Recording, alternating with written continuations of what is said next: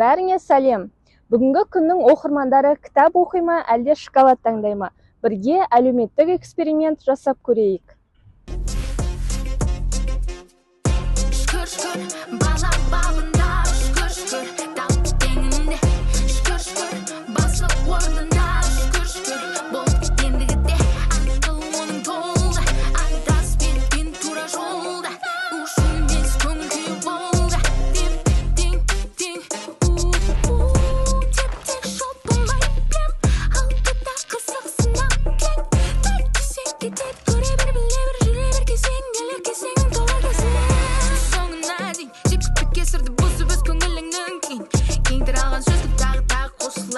Тереңнен ойлап болмай елге салаң.